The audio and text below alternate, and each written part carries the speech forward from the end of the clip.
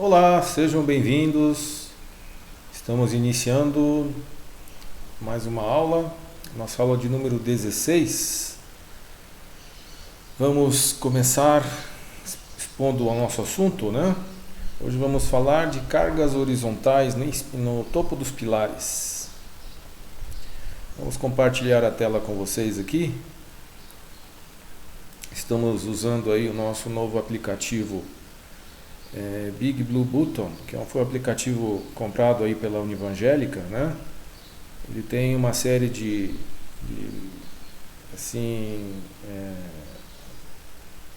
ferramentas aí que facilitam aí a nossa exposição, né? Com a possibilidade de fazer enquetes, atividades, visando aí a sala invertida, né? Sala de aula invertida. Bem, então vamos aqui compartilhar a tela com vocês, certo? Então nossa aula de hoje tem como tema cargas horizontais nos pilares. Bem, vamos aos objetivos da aula.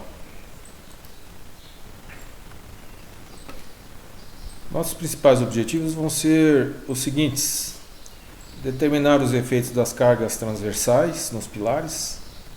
Essas cargas transversais são cargas que acontecem paralelas à seção transversal dos pilares, geralmente no topo dos pilares, né? Porque essas cargas são transmitidas pelo tabuleiro, através do efeito da frenagem e aceleração dos veículos, ou através do empuxo lateral nas cortinas, provocada pelo aterro, né? As cortinas são elementos de contenção que recebem um empuxo devido ao peso do aterro de acesso, né? Ou também do peso dos próprios veículos que transitam sobre esse aterro de acesso. Temos também o efeito da temperatura, né? A retração do concreto. Então são temos também o vento, né? A correnteza. São várias ações aí que provocam cargas horizontais nos pilares. E é indispensável que elas sejam previstas a nível de projeto, né? Para que a estrutura esteja preparada para atender a todos esses esforços ao longo da sua vida útil. Então vamos identificar, né? Outro objetivo: identificar e calcular os tipos de cargas transversais que ocorrem. Já falei de várias aqui, né? Outro objetivo: determinar as cargas transversais causadas pela frenagem e aceleração de veículos. Então é um valor que é possível se calcular, né? É função do peso dos veículos, porque é uma carga transmitida pelo atrito entre a roda e o pavimento, né? E a força de atrito depende do peso do veículo, né? Outro objetivo: determinar a distribuição das forças transversais sobre os pilares, considerando a rigidez do apoio elástico. Então, se temos aí o tabuleiro suportado por vários pilares, né, e esses pilares estiverem uma rigidez diferente uma da outra, essa distribuição vai acontecer proporcionalmente à rigidez desses pilares. É como se fosse uma distribuição proporcional ao tipo de apoio que o tabuleiro vai apresentar, né? Essa rigidez vai depender do comprimento do pilar, da seção transversal, do material do qual ele é feito, certo? Então vamos calcular essas rigidezes dos pilares e com essa rigidez vamos determinar a parcela de carga que cada um dos pilares vai receber devido à carga transmitida pelo tabuleiro, né? Vamos também determinar o efeito da temperatura e retração do concreto na superestrutura e correspondente efeito provocado nos pilares. Determinar o efeito do empuxo lateral das cortinas, né, como a gente já comentou, e também determinar a ação do vento nos pilares. Então, que tipo de pilares nós podemos encontrar aí nas estruturas existentes, né, das estruturas de obras de arte existentes? Podemos ter pilares unidos por travessas, né, como aqui no item A, ou na figura do item A, né, chamado pórtico transversal. Podemos ter pilares isolados, sem essa união no topo, né, por essa travessa, né? Podemos ter um pilar único suportando toda a superestrutura, chamado pilar parede. E outro tipo de pórtico transversal, né? Onde você tem uma travessa também unindo os pilares no topo, ok?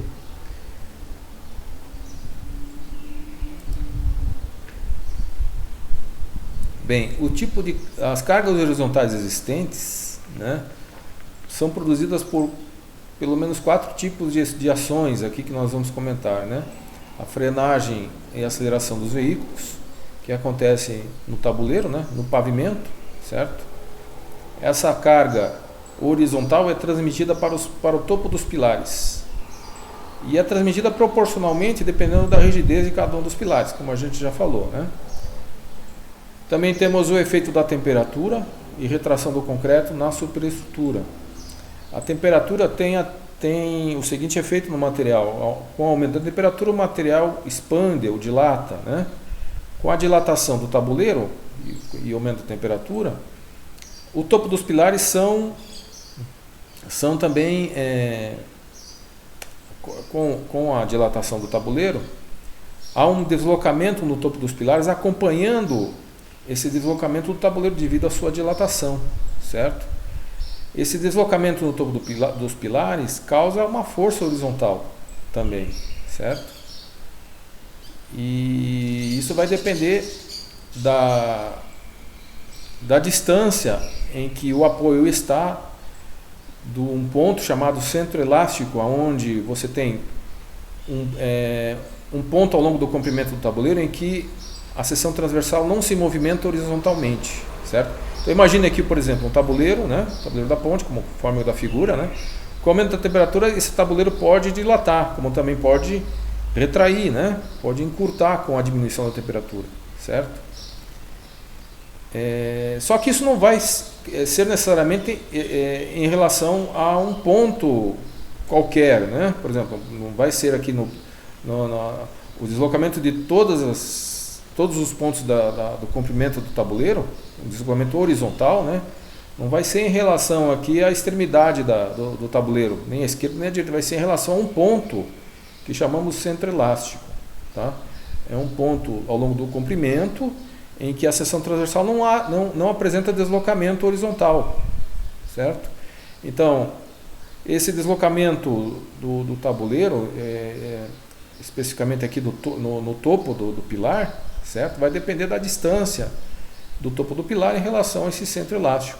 Também vai depender do coeficiente de dilatação térmica, que é função do próprio material, né?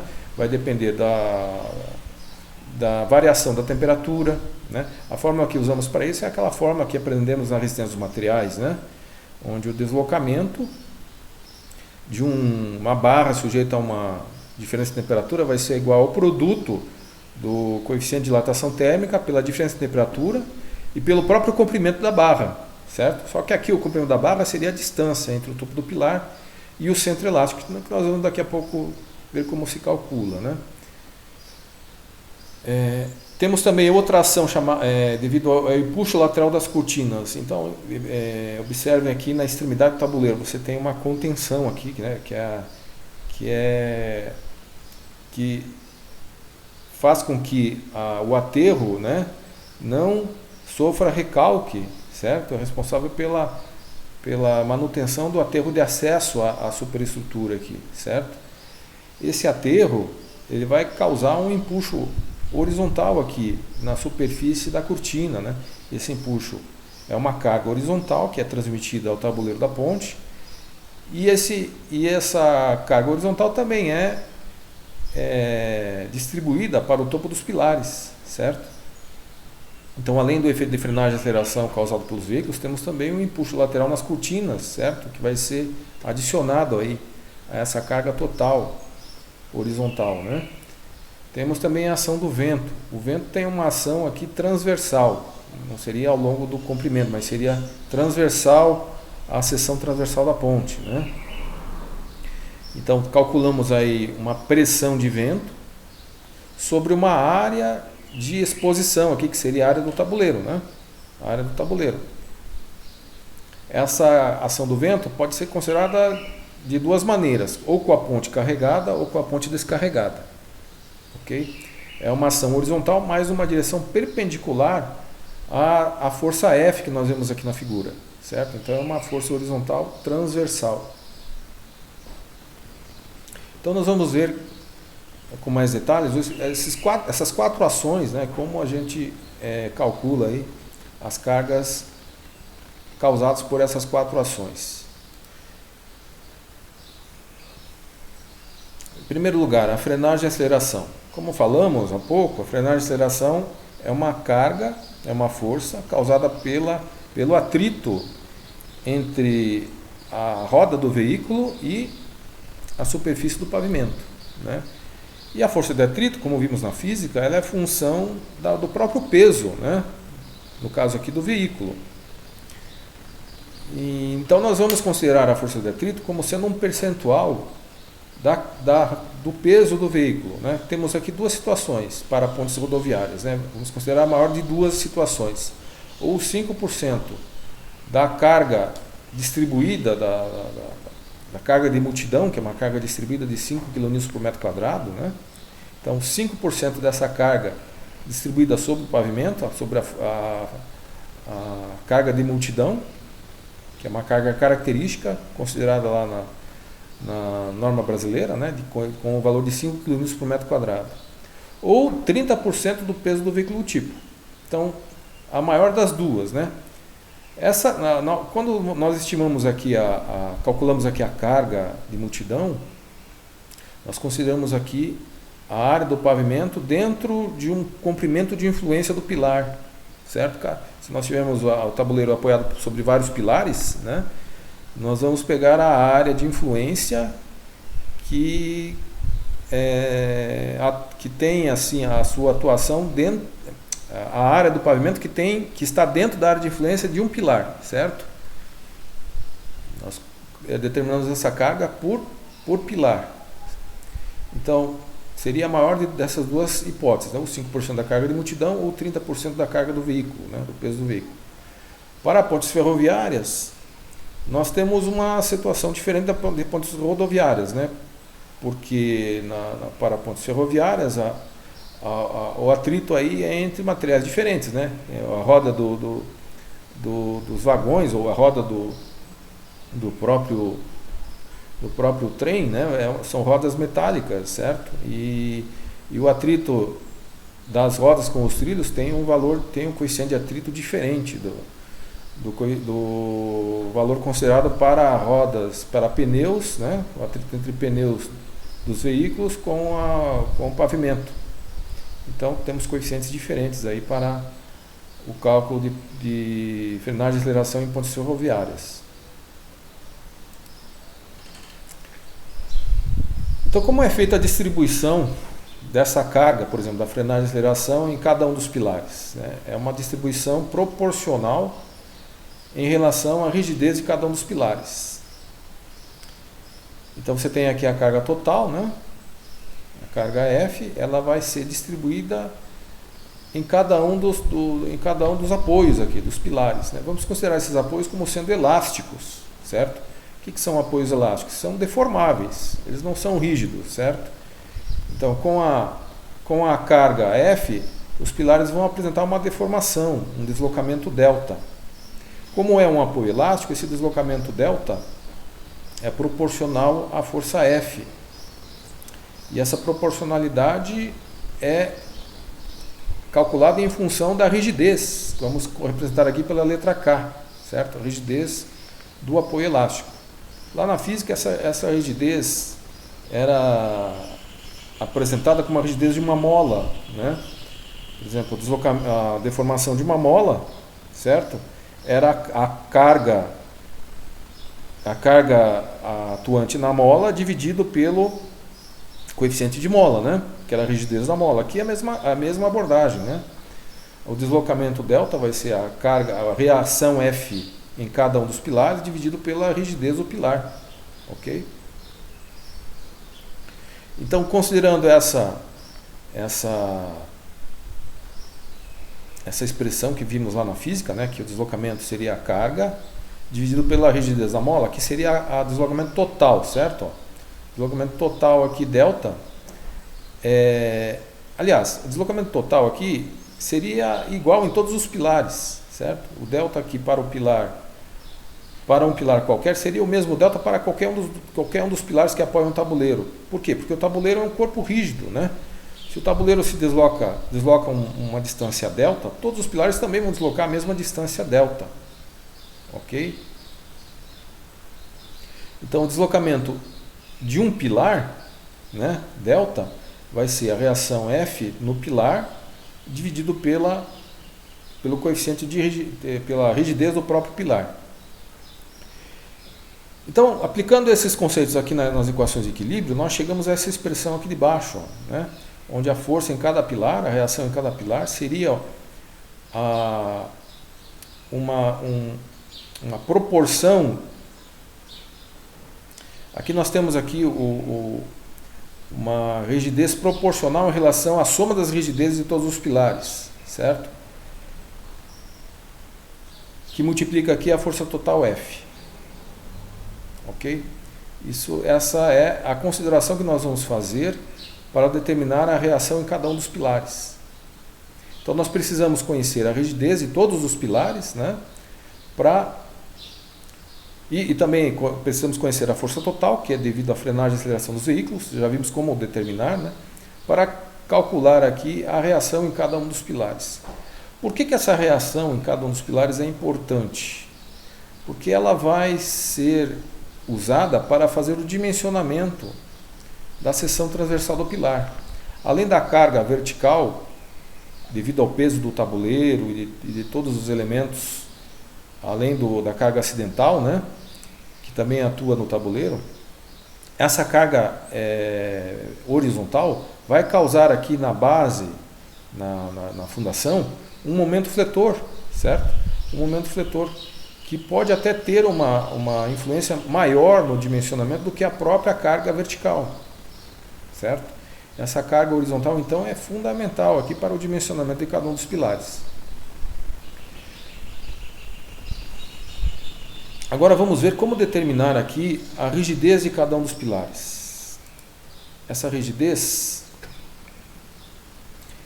ela vai depender das características do pilar, né? Tanto do seu comprimento, da sua altura, né? Como também da sua seção transversal. Lá na resistência dos materiais, nós vimos que o deslocamento no topo de uma estrutura em cantilever... Oi, deixa eu olhar aqui o que aconteceu aqui no nosso aplicativo. Parece que ele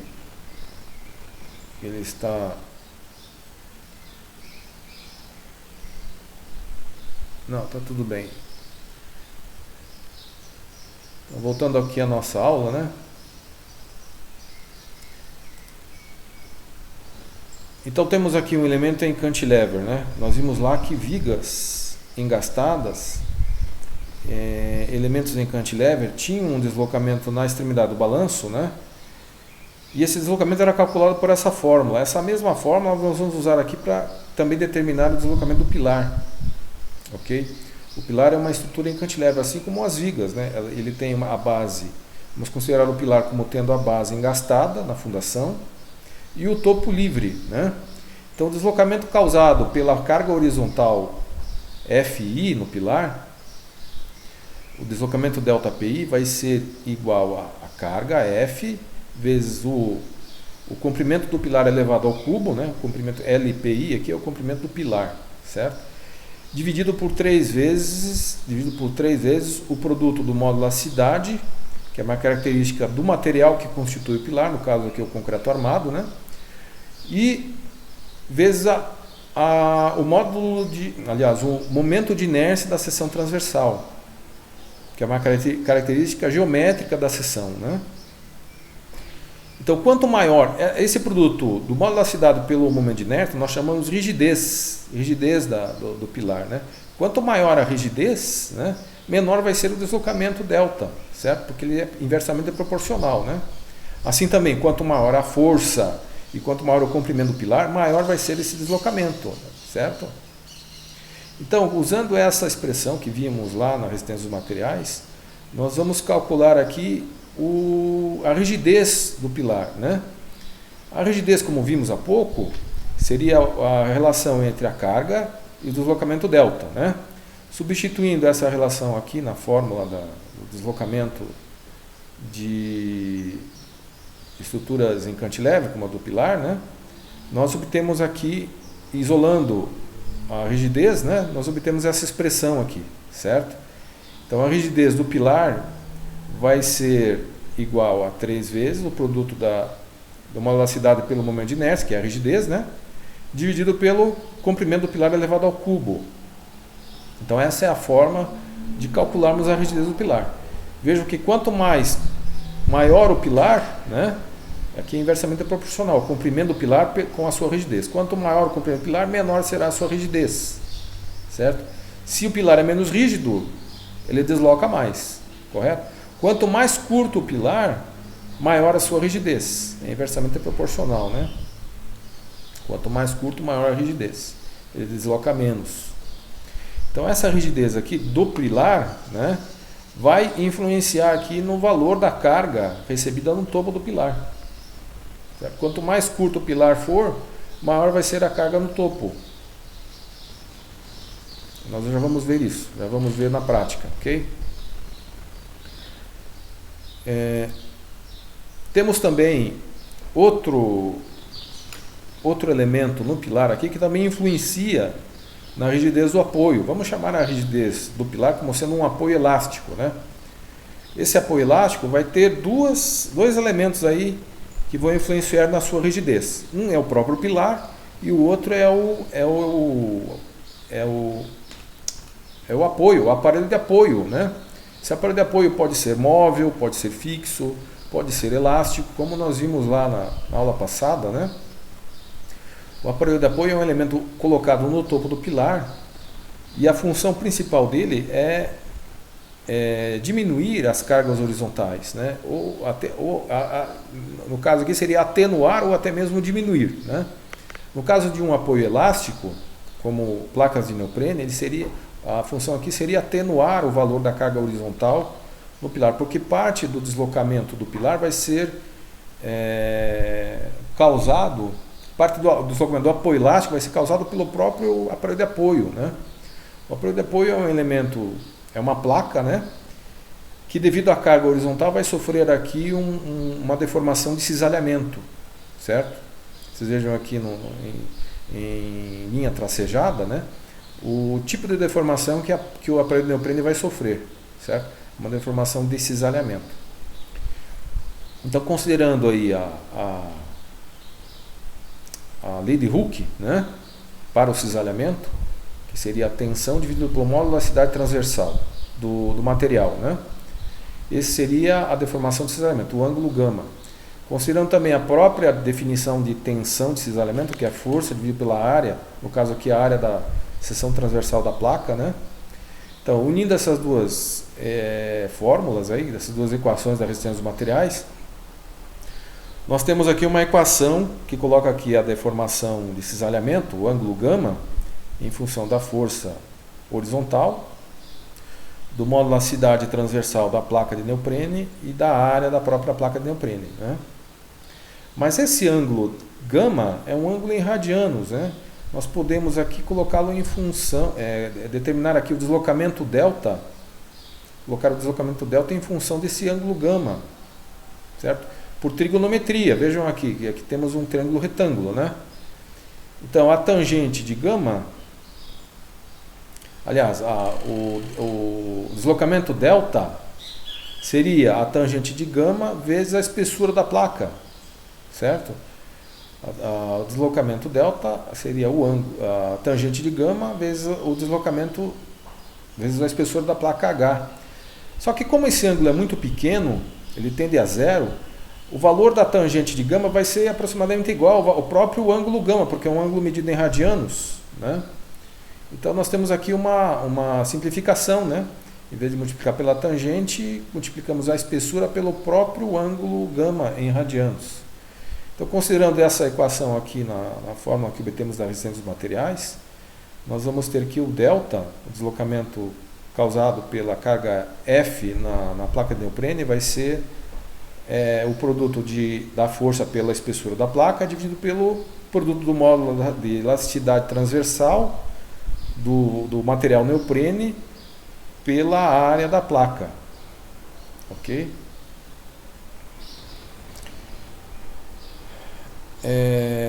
Como temos aqui também um deslocamento elástico, né? Nós podemos calcular a rigidez do aparelho de apoio dividindo a força F pelo deslocamento delta, né? Então, dividindo F por delta, nós vamos ter para a rigidez da placa de neoprene essa equação, né? Onde fica aí simplificada a carga horizontal FI, né? Então, o módulo de rigidez do aparelho de neoprene seria o produto do módulo de elasticidade transversal pela área da placa dividido pela espessura da própria placa, né? Então, nós vamos ter aí o aparelho de apoio e o próprio pilar influenciando aí no valor da rigidez do apoio elástico, né? Que é a união dos dois.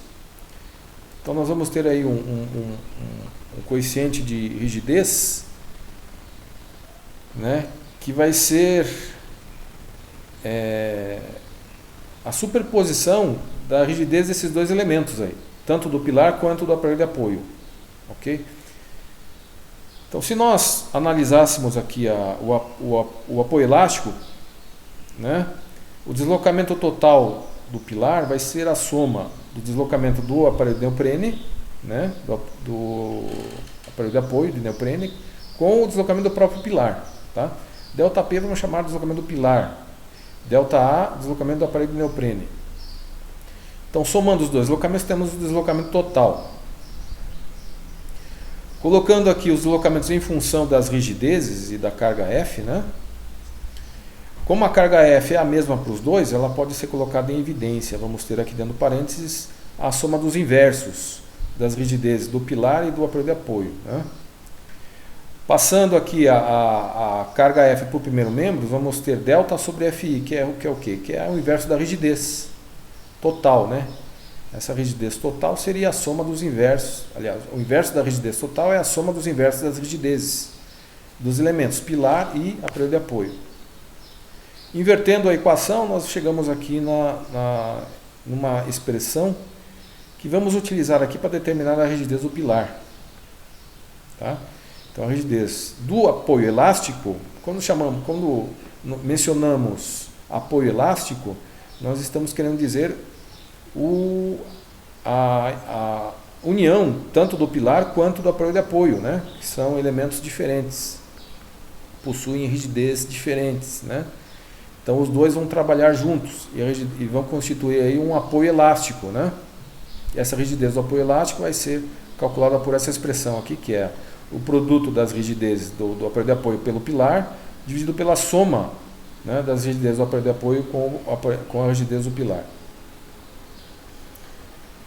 Então, cada pilar que apoia o tabuleiro vai ter a sua rigidez calculada por essa expressão, né? Tendo ou não tendo aí o aparelho de apoio. Quando não tem o aparelho de apoio, a rigidez seria a própria rigidez do pilar. Ok? Com a rigidez de todos os pilares, podemos daí calcular, né, a carga horizontal que vai ser aplicada, né, em cada um dos pilares.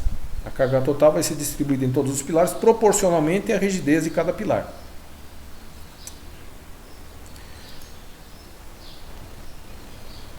Vamos agora falar do efeito da temperatura, né?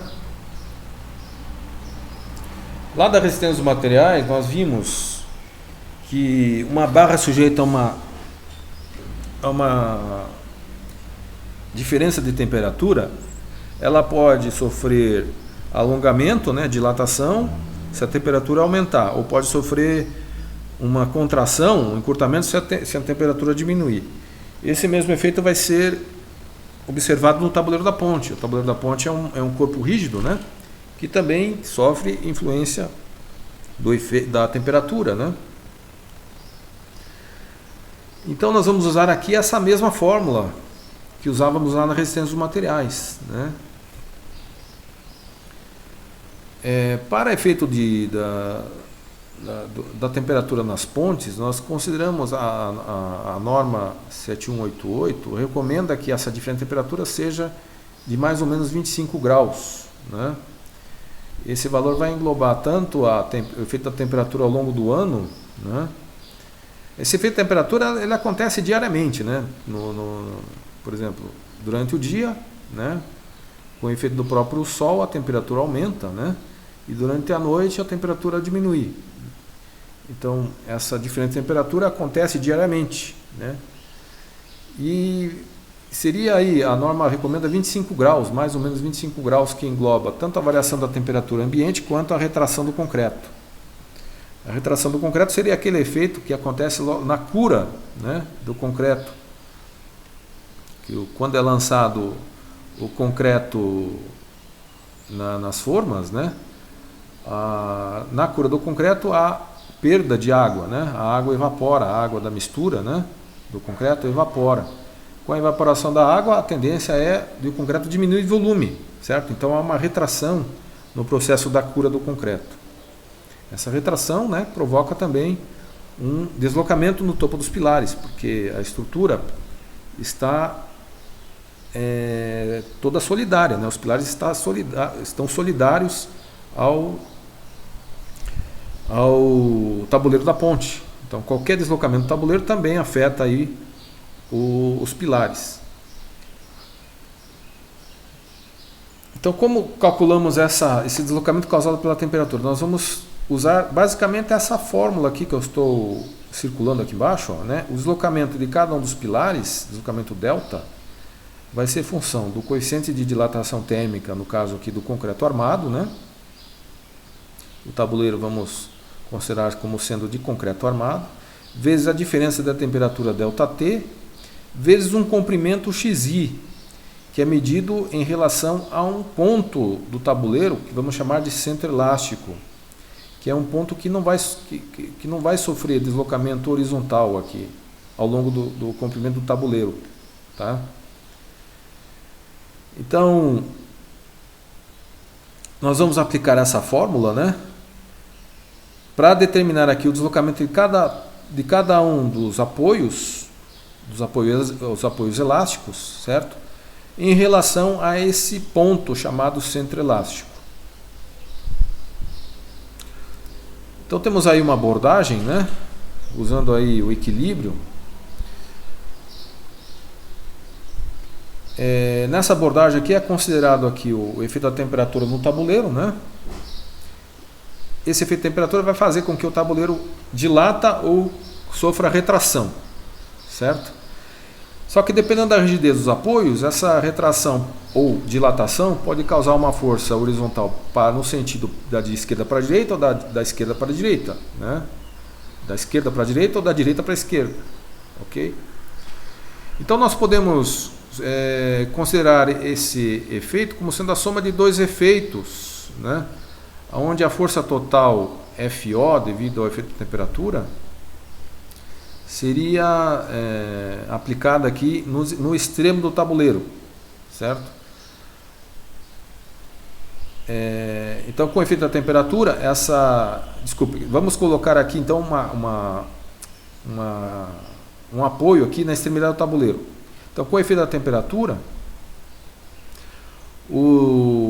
a carga, por exemplo, supondo aqui que o tabuleiro sofra aí um aumento de temperatura, ele vai ter aqui uma dilatação, né? Cada um dos apoios vai sofrer aqui uma reação contrária, né, para impedir essa dilatação do tabuleiro, certo?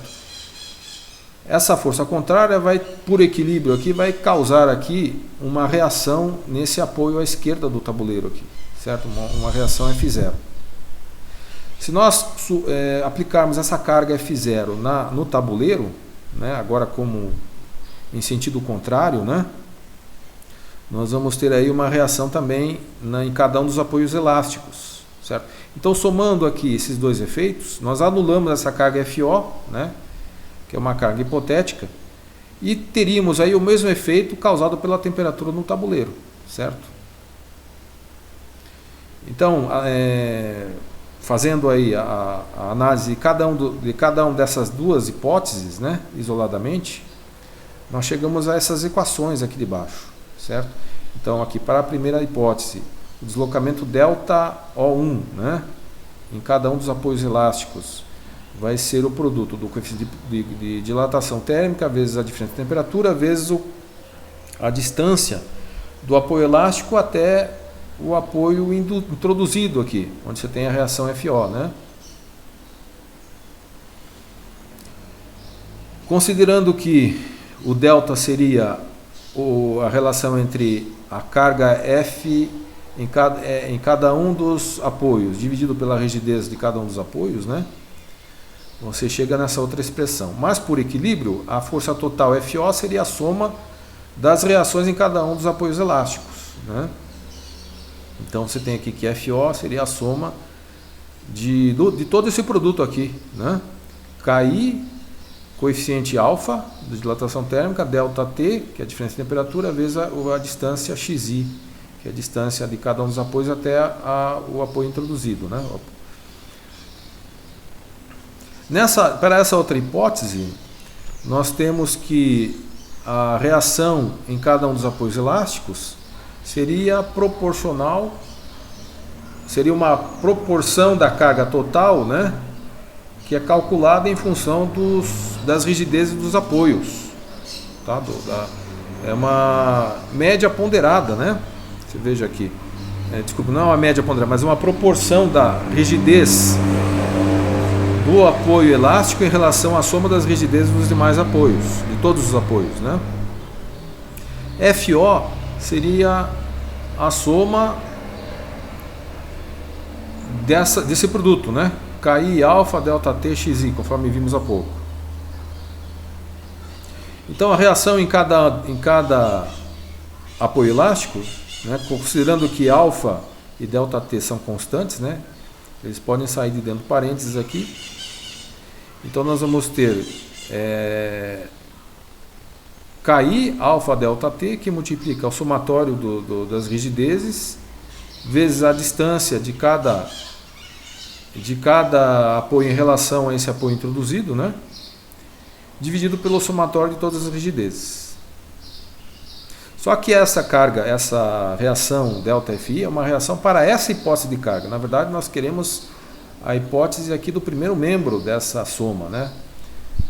Da situação real aqui que estaria aqui em cima. Então, para isso, nós vamos somar a carga FO, que é a reação para essa primeira hipótese, com a reação para essa segunda hipótese, ΔFI, né? Então, somando aí, superpondo os efeitos, né?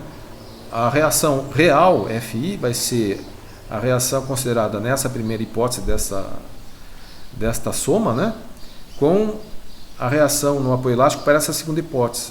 Então, somando aí as duas reações em cada um dos apoios elásticos, nós vamos ter aí a reação de apoio real que vai acontecer em cada um dos apoios, certo? Que, na verdade, vai ser nada mais, nada menos do que o coeficiente de rigidez de cada um dos pilares, vezes o coeficiente de dilatação térmica, vezes a diferença de temperatura, vezes a distância de a posição de cada um dos pilares em relação à extremidade do tabuleiro, menos a coordenada do centro elástico. O que é esse centro elástico? Seria aquele ponto que nós falamos no início, né? Ao longo do comprimento do tabuleiro, em que esse ponto não vai apresentar deslocamento horizontal, certo? Então é a distância entre os apoios elásticos e o centro elástico, ok? Que na verdade esse centro elástico nada mais é que uma média ponderada, né, da posição de cada apoio elástico em relação à sua rigidez, né? Você tem aqui o produto da rigidez pela posição do pilar. Esse XI é uma distância medida do pilar até um ponto que chamamos aqui de origem, é um ponto arbitrário qualquer aqui, que aqui pode ser considerado como sendo a extremidade do tabuleiro, certo? Esse XI aqui seria a posição do pilar em relação à extremidade do tabuleiro. Ok?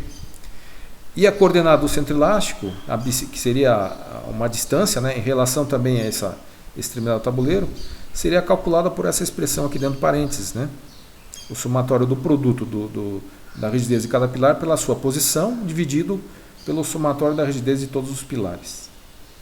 Então essa expressão aqui que nós vamos usar aí para calcular a reação em cada um dos pilares, devido ao efeito da temperatura, né?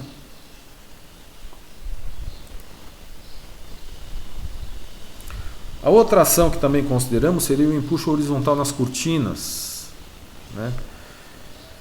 Então temos duas ações aqui nas cortinas. A ação do peso do solo, né, que chamamos de ES. Esse empuxo é causado por uma pressão variável, né, devido ao efeito aqui de Pascal, né, que a pressão aqui é variável com a profundidade do solo.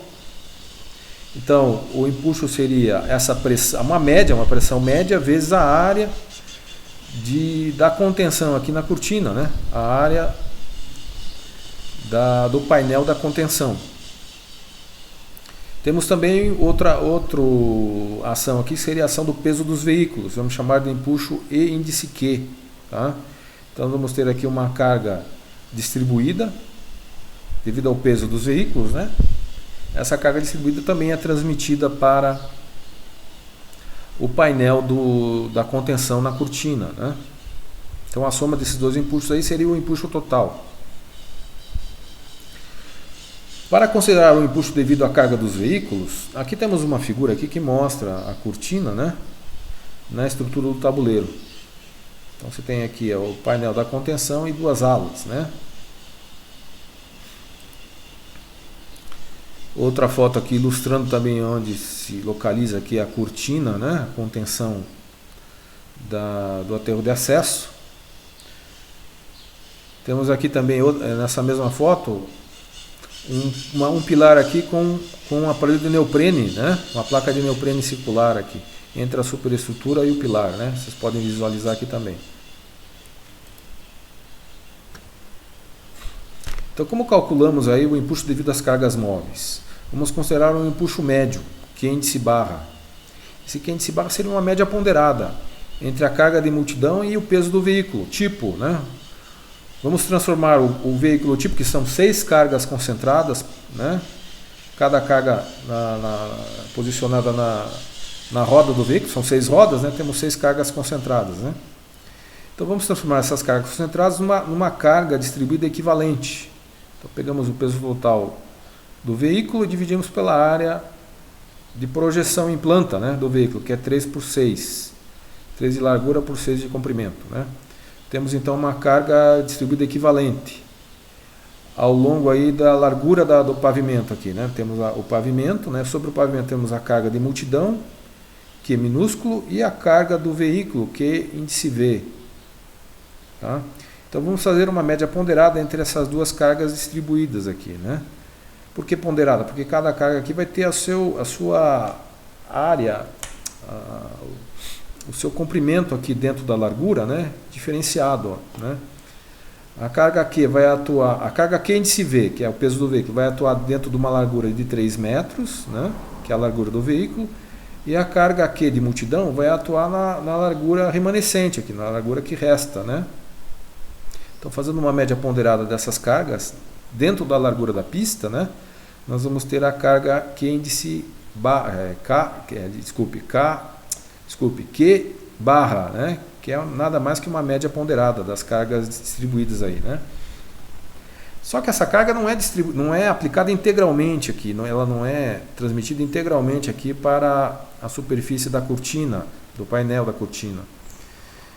Parte dessa carga vai ser absorvida na forma de energia de deformação do solo.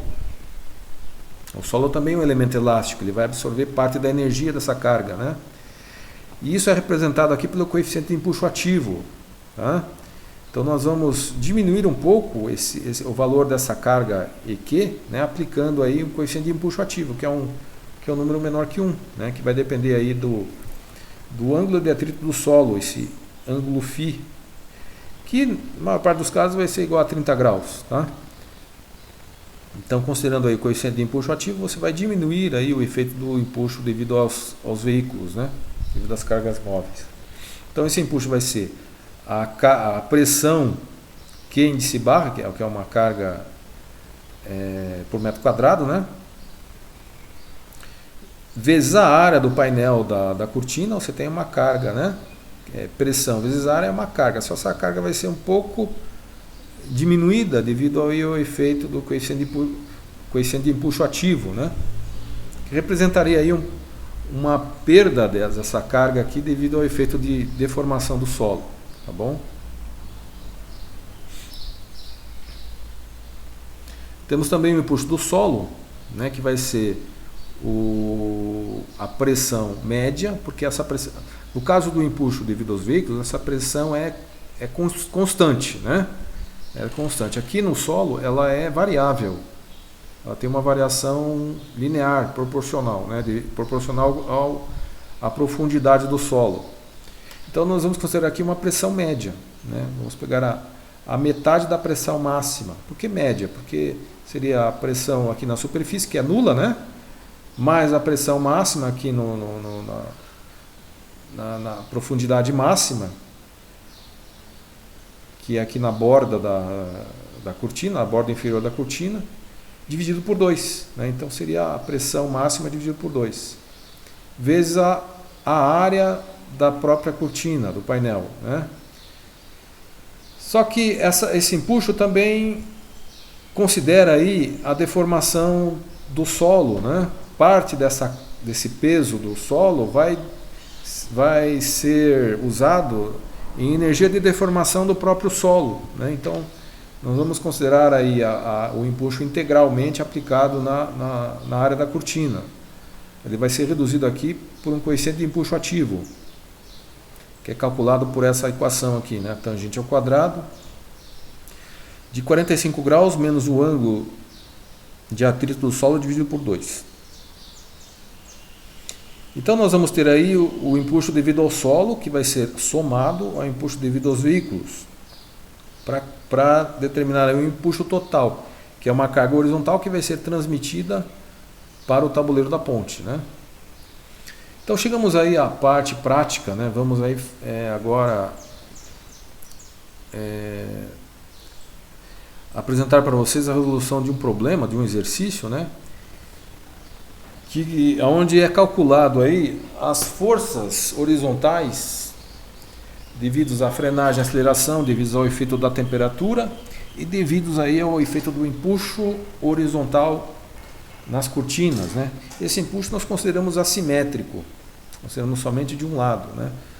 Ele vai acontecer dos dois lados, mas vamos considerar somente de um lado.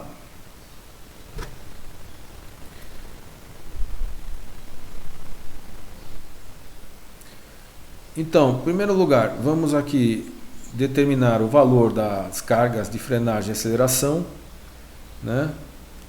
Depois vamos calcular aí o efeito da temperatura, considerando aqui uma variação de 15 graus, né? E também vamos considerar o efeito do empuxo, por último, né? E somar com o efeito da frenagem e aceleração. Por fim, vamos determinar aí a reação em cada um dos apoios elásticos, né? Que é essa força que atua aqui no topo dos pilares. Vamos considerar que os pilares P2, P3 e P4 apresentam apoios de neoprene, tá? Então eles têm aqui um aparelho de apoio, né? Do tipo neoprene, do tipo elástico. Já o pilar P1, ele tem um aparelho do tipo fixo, tipo Freycinet, né?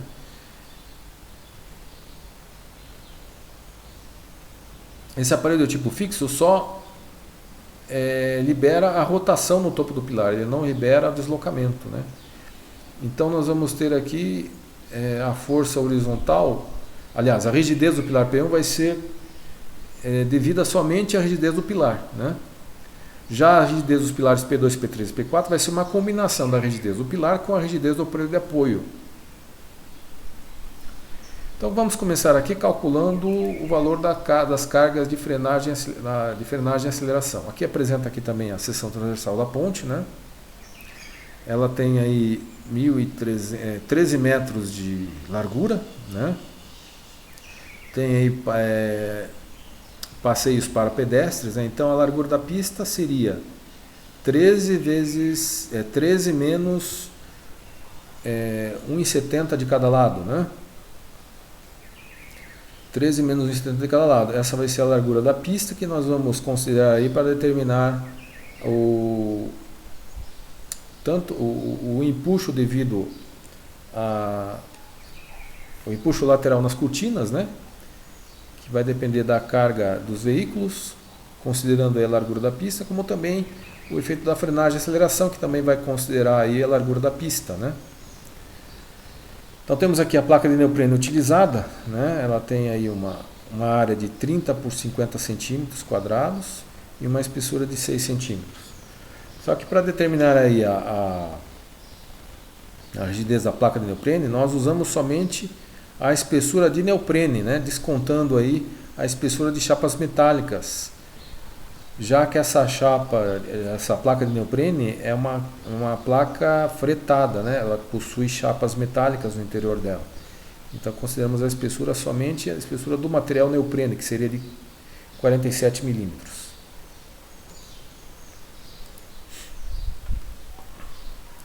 Então vamos calcular aqui as forças horizontais no tabuleiro. Então temos aí as cargas de frenagem e aceleração, que vão ser calculadas em função do peso do veículo tipo ou da carga de multidão, né? A maior dessas duas hipóteses.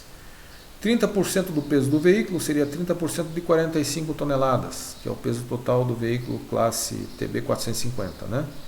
Então temos aí 13,5 toneladas. A segunda hipótese, que seria 5% da carga de multidão. Então 5%. Aqui é a área da pista dentro da área de influência de um pilar, né? A maior área de influência em um pilar aqui ao longo do comprimento do tabuleiro seria para os pilares P2 ou P3, né, onde você tem os maiores vãos. Então, a área de influência aqui do pilar P2 seria a metade desse vão aqui, mais a metade desse outro vão, né? Ou seja, metade de 20 mais a metade de 30. Então seria 10 mais 15, que seria 25 metros pela largura da pista, né?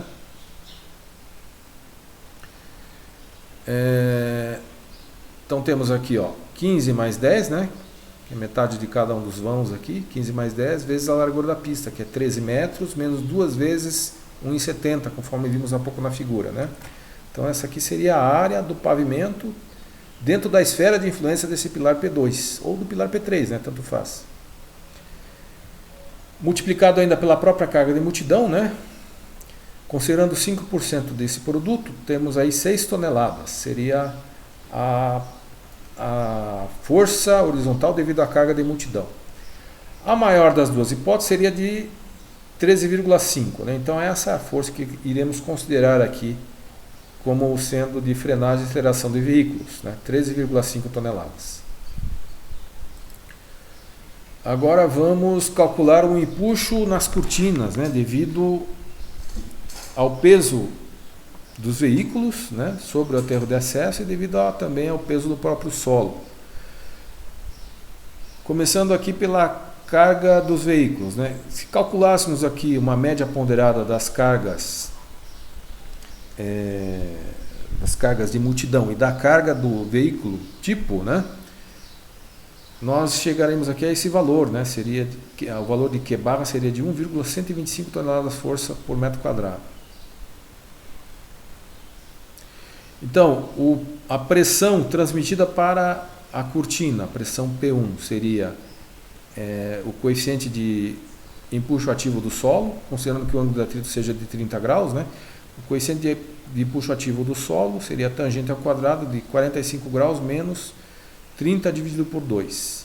Chegamos a esse valor aqui, 0,334. Esse é o coeficiente de empuxo ativo. Então, multiplicando o coeficiente de empuxo ativo pelo pela média ponderada das cargas de veículos, né, nós chegamos aí a uma pressão P1 de 0,376 toneladas por metro quadrado. Agora o empuxo devido ao peso do solo, P2, seria a pressão máxima, aqui P2, né? No caso aqui, a pressão máxima dividido por 2, né?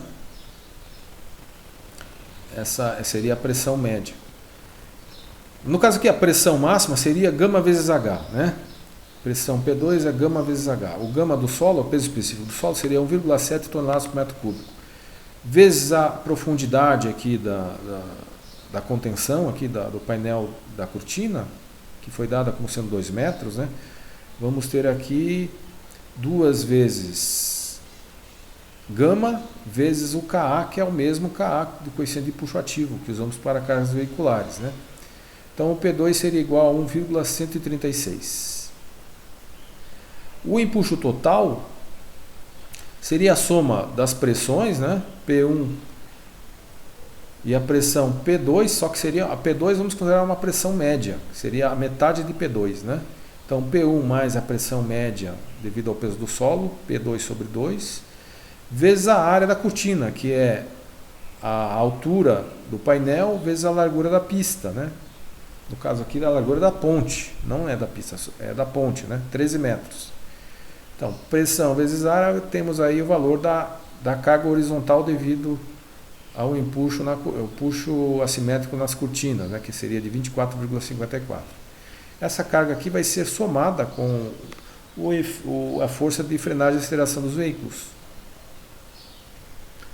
para determinar daí a reação em cada um dos pilares, né? Ok, agora vamos determinar a rigidez de cada um dos pilares, porque somente com o conhecimento das rigidezes em cada um dos pilares podemos determinar a reação, né, no topo dos pilares, devido a essa carga total que calculamos agora, devido à frenagem e devido ao empuxo nas cortinas. Em primeiro lugar, vamos considerar aqui a rigidez do aparelho de neoprene, né? A rigidez do aparelho de neoprene seria o produto do módulo da elasticidade transversal do neoprene, que é um valor conhecido, dado, né? 10 kg por centímetro quadrado, vezes a área da placa de neoprene, que é 30 por 50 centímetros, dividido pela espessura da placa de neoprene, que é de 4,7. Então temos aí a rigidez do neoprene de 3.191 kg por centímetro, né? Transformando para toneladas, dá 319,1 toneladas força por metro.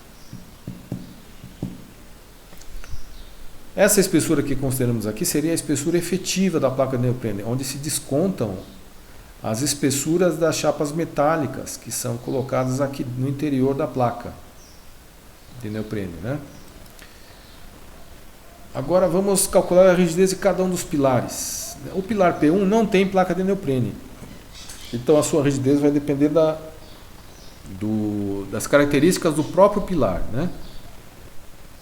A rigidez do pilar seria 3 vezes o módulo da elasticidade vezes o momento de inércia dividido pelo comprimento do pilar elevado ao cubo.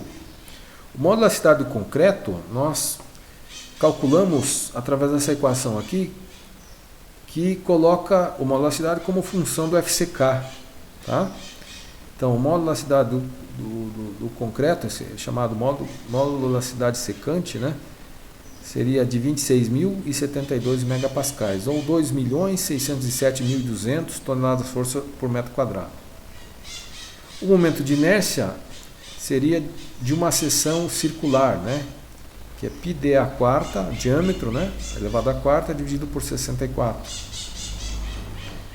O diâmetro dos pilares são todos iguais, é de 0,8 metros, né? Então o momento de inércia seria de 0,020 ou 0,0201 metros a quarta. Então a rigidez do pilar, né, colocando aí os valores dos parâmetros na fórmula, né, chegamos aí a 157.214 sobre o comprimento elevado ao cubo. Para o pilar P1, o comprimento é de 5 metros, né? Então a rigidez do pilar P1 seria de 1.000 258 toneladas força por metro. Isso quer dizer o quê? Que para você deformar o topo do pilar numa distância horizontal de 1 metro, você vai precisar aplicar uma carga de 1.258 toneladas força. Certo? Essa é a rigidez do pilar P1. Agora vamos calcular as rigidezes dos outros pilares, né? Podemos usar aqui a mesma fórmula, já que os pilares têm a mesma seção transversal, né? A mesma seção transversal vai ter também o mesmo momento de inércia, e todos os pilares também são de concreto armado, então vão ter o mesmo módulo da cidade, né? Então podemos aqui simplificar o cálculo usando essa mesma expressão aqui para todos os pilares, né? 157.214 dividido pelo comprimento ao cubo. Então, fazendo isso, o pilar P2 tem 11 metros de comprimento, a sua rigidez vai ser de 118 toneladas força por metro. Veja que é uma rigidez bem menor que a do pilar P1, porque é um pilar mais comprido, né? Vai apresentar uma rigidez menor. E ele ainda tem um aparelho de neoprene no topo, né? Então, se nós combinarmos aqui a rigidez do pilar com a rigidez do neoprene, nós vamos ter aqui a rigidez do aparelho elástico, né? Que vai ser menor ainda, 86,13 toneladas força por metro. Agora do pilar P3. O pilar P3 tem 12,8 metros de comprimento, a sua rigidez seria 75 toneladas força por metro. Considerando ainda a combinação da rigidez do aparelho de neoprene, né? A rigidez do apoio elástico cai para 60,72 toneladas força por metro. E por último, a rigidez do pilar P4 vai ser 150, ele vai ter 6 metros de comprimento, né? Então, usando aqui a mesma expressão, a sua rigidez vai ser de 728 toneladas força por metro. Combinando com a rigidez do aparelho de neoprene, a rigidez do apoio elástico vai cair para 221,8 toneladas força por metro. Por que é interessante que a rigidez dos pilares seja pequena? Porque quanto menor a rigidez do pilar, menor vai ser a carga horizontal. Ok? Não é interessante que a carga horizontal seja muito alta, porque se ela for alta, o momento na base do pilar vai ser maior, né? E o dimensionamento não vai ser mais tão econômico, porque você vai precisar ter um pilar mais resistente, né? Para atender ao momento causado por essa carga horizontal. Então essa é a função aí do aparelho de neoprene, ó, é diminuir o efeito da carga horizontal, né? Diminuindo a rigidez do próprio pilar, do apoio elástico. Agora vamos analisar aí o efeito da temperatura, né? Para analisar o efeito da temperatura, nós usamos aqui essa equação aqui de cima, né? Dentro do parênteses aqui nós temos aqui um termo que seria a abscissa do centro elástico, vamos chamar de x0, tá? É o ponto ao longo do comprimento do tabuleiro que não vai sofrer aqui deslocamento horizontal com a dilatação do tabuleiro, ok? Esse ponto aqui vai servir de parâmetro em relação aos demais apoios elásticos, né? Em relação a todos os apoios elásticos, no cálculo aí da carga horizontal devido ao efeito da temperatura, né? Então vamos calcular aqui, antes de determinar as reações em cada um dos topos dos pilares, vamos calcular aqui a posição do centro elástico, né? Nós já temos aqui o valor de todas as rigidezes de cada um dos pilares, né? O pilar P1, P2, P3 e P4, as rigidezes estão aqui, ó, né? A posição de cada um dos pilares é medida em relação aqui à extremidade esquerda do tabuleiro, tá? Vamos fixar aqui a extremidade esquerda como sendo nossa origem aqui para medir a posição de cada um dos pilares, né? O pilar P1 está a 5 metros desta origem, o pilar P2 está a 25 metros, o pilar P3 está a 55 metros, né? E por último o pilar P4 estaria a 75 metros. Então, com a posição dos pilares e as rigidezes de cada um dos pilares, calculamos aí a posição do centro elástico, né? Então, seria a soma do produto da rigidez pela posição de cada um, né? Somando todos esses produtos, temos aí 28.445. Dividindo agora pelo somatório das rigidezes, né? 1.627. Temos aí a posição x0 que seria de 17,5. Então, o centro elástico estaria a 17,5 metros da extremidade esquerda aqui do tabuleiro, né? Estaria aqui nesse vão, ó, né? Estaria aqui no interior desse primeiro vão aqui. Okay? Então, todos os pilares vão se mover, né? Vão ter o seu movimento aí, o seu deslocamento delta calculado em relação à posição desse centro elástico. Nós vamos calcular daí a força, né? A carga aqui, a força Fi, que é a reação em cada um dos pilares, multiplicando a sua rigidez por esse deslocamento delta, né? Que é o produto de alfa, coeficiente de dilatação térmica, que é 10 a menos 5, né? Para o concreto armado, delta T aqui, que é 15 graus, e a diferença da posição dos pilares em relação à posição do centro elástico. Essa diferença seria nada mais que a distância, né, de cada um dos pilares em relação ao centro elástico. Então vamos aqui montar uma tabela para determinar aí a reação de cada um dos pilares em relação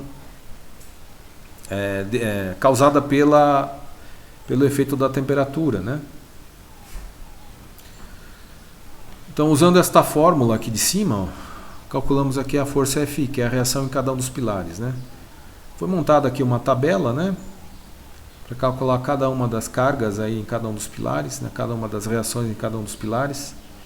Então, Xi é a posição de cada um dos pilares, Xi menos X0 seria aqui a distância de cada um dos pilares em relação ao centro elástico.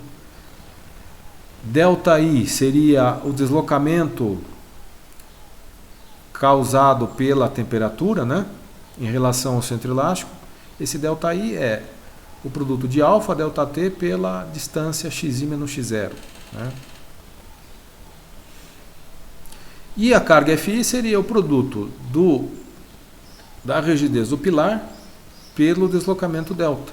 Né? Então temos aqui, ó, para o pilar P1, a carga seria de menos 2,354 toneladas.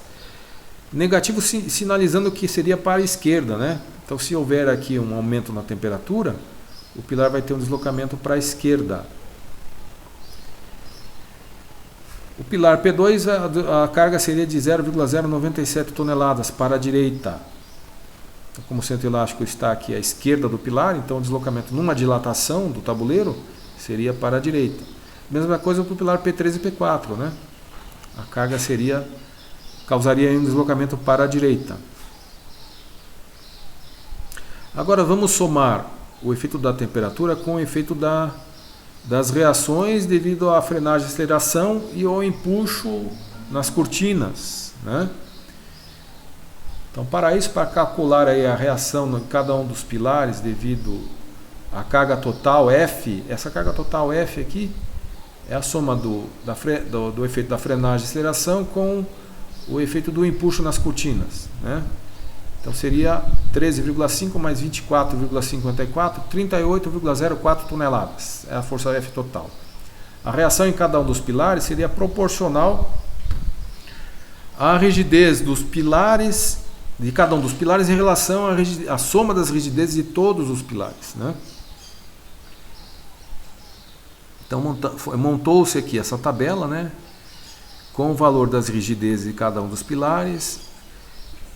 Então, aplicando essa expressão aqui de cima, calcula-se aí a reação em cada um dos apoios, né, elásticos do topo dos pilares. Então, para o pilar P1, Fi seria 1.258 dividido por 1.627, que é a soma das rigidezes, né, vezes a carga total de 38,04, que resulta 29,41. Para o pilar P2, a força seria de 2,01 toneladas, pilar P3 1,43, P4 5,19. Agora somamos essas reações devido à frenagem, aceleração e empuxo nas cortinas com as reações devido ao efeito da temperatura, né? No slide anterior, tá? Que seriam essas aqui. Então, somando os efeitos da temperatura com a frenagem e aceleração, né? Deixa eu voltar aqui, que parece que... Aqui.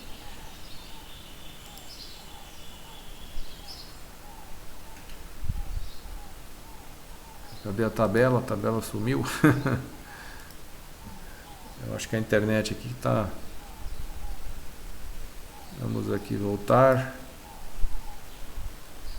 Voltar aqui com a nossa slide. Está aqui. Então, somando os efeitos, nós vamos ter aqui que a carga, a reação no topo em cada um dos pilares vai ser... para o pilar P1, 31,76 toneladas. Para o pilar P2, 2,11. P3, 1,77. P4, 7,11. Então, esse é a solução do problema aqui, né? A solução do exercício. A carga no topo dos pilares determinados aí para temperatura, efeito de temperatura e efeitos de frenagem e aceleração de veículos e empuxo lateral nas cortinas. Essas cargas acontecem na direção longitudinal, tá? Teríamos aí também o efeito do vento, que é um efeito transversal, né? Que não entra aqui nessa análise, porque ela acontece numa outra direção. É o que nós vamos ver a seguir agora, né? Vamos ver aí a ação do vento. Então temos aí duas hipóteses para considerar a ação do vento. Podemos considerar o tabuleiro descarregado, né? Sem tráfego, né?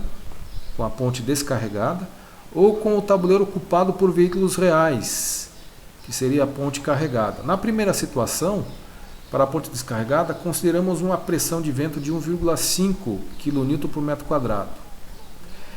A área de exposição da superestrutura é considerada 1/4 dela, ou 25% dela, certo? A superfície de incidência do vento atuando em 25% da área de projeção da superestrutura, aqui, num plano normal, a direção do vento, né? Agora, se considerarmos a ponte carregada, a pressão de vento vai ser 1/3 menor, vai ser de 1 kN por metro quadrado. Vamos considerar daí a área dos veículos também, além da área da própria estrutura, né, com 25% dela, né, consideramos aí a área dos veículos, considerando que os veículos tenham considerando uma linha paralela ao estrado, distante da superfície de rolamento, 3,5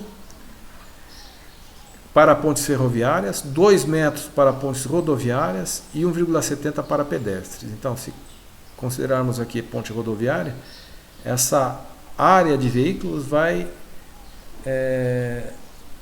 considerar aí uma altura de 2 metros a partir da linha do pavimento, né, da superfície do pavimento.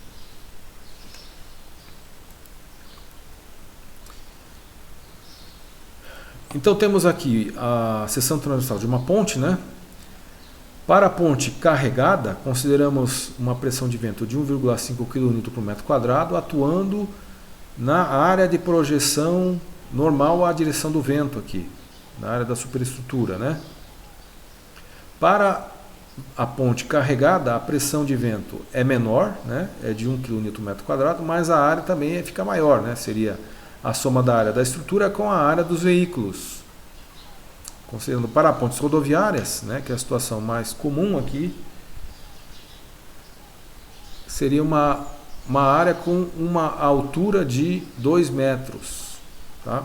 Então a fórmula aqui para calcularmos aí a força de vento, né, seria a pressão vezes esta área, né, onde você entra aqui com 25% da área da estrutura e 40% da área dos veículos para a ponte carregada.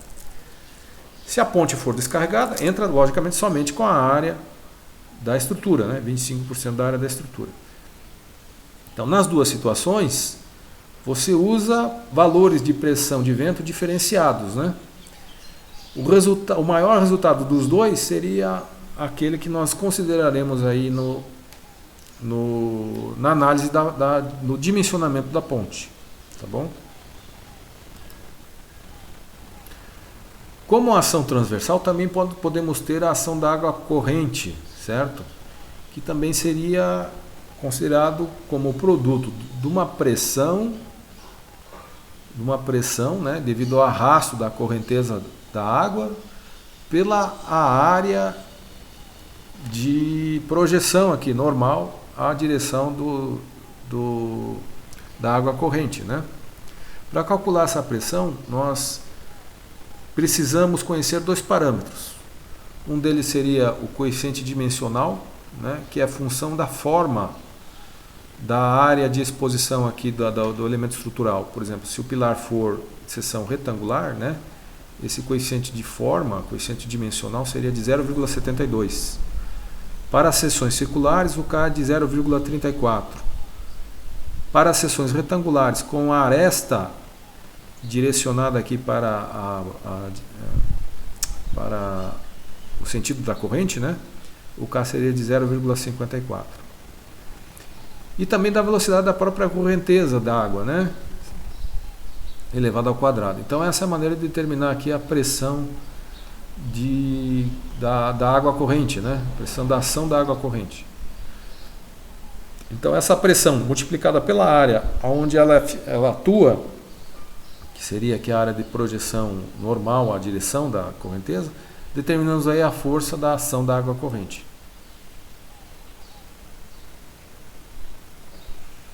Então, considerando aí uma velocidade de água de 2 metros por segundo, né? Teríamos aí para um pilar com uma seção transversal circular, um K de 0,34, né? Então a pressão da água corrente seria de 0,34, que é o valor de K, vezes a velocidade elevada ao quadrado. Seria 1,36 kN por metro quadrado, o valor da pressão da ação da água corrente na superfície do pilar, né? Multiplicando a pressão da água corrente pela superfície do pilar aqui em planta, né? em projeção, digo, né? Em projeção, teríamos aí a força, né, da água corrente, que também vai causar aí um momento na fundação do pilar, na base do pilar, né, que também deve ser considerado somado ao momento devido à carga de vento, que também atua na mesma direção, transversal à ponte.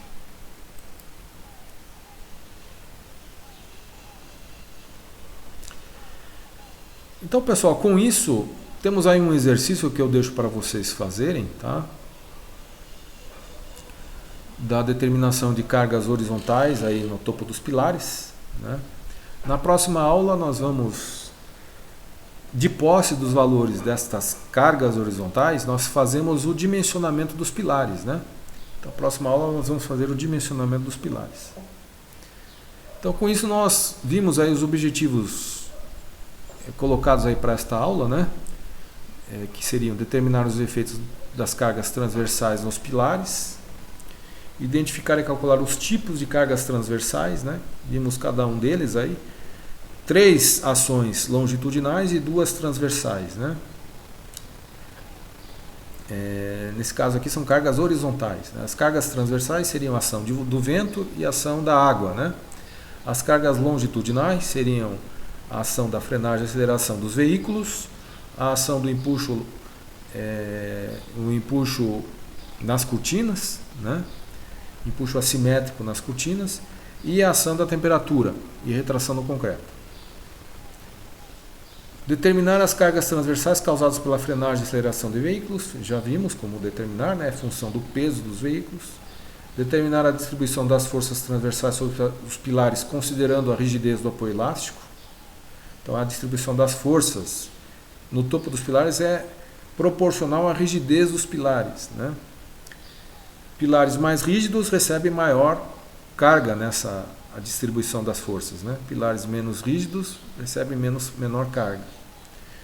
Determinar os efeitos da temperatura e retração do concreto na superestrutura e correspondente efeito provocado nos pilares, também vimos como determinar, né? Determinar o empuxo lateral nas cortinas, devido à ação do peso dos veículos e devido à ação do peso do solo. E, por último, determinar a ação dos ventos nos pilares e, faltou aqui, a ação da água corrente, né? Então, com isso aí, encerramos o conteúdo dessa semana. Desejo a vocês uma boa semana, agradeço aí a atenção de todos. Até a próxima.